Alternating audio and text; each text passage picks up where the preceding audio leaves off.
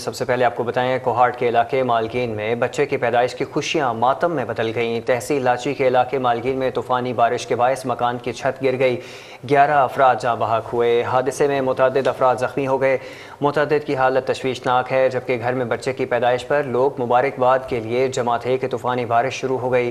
Rescue حکام کے مطابق حادثے کے وقت گھر میں نومولود بچے کی پیدائش پر مبارکباد دینے کے لیے رشتہ دار اور عزیز و اقارب جمع تھے کہ اچانک شدید بارش کے دوران مکان کی چھت منہدم ہو گئی، جس کے نتیجے میں متعدد افراد ملبے تلے دب گئے۔ ریسکیو 1122 کی ٹیموں نے فوری طور پر موقع پر پہنچ کر امدادی کارروائیاں شروع کیں اور ملبے تلے دبے افراد کو نکال کر DHQ اسپتال منتقل کیا۔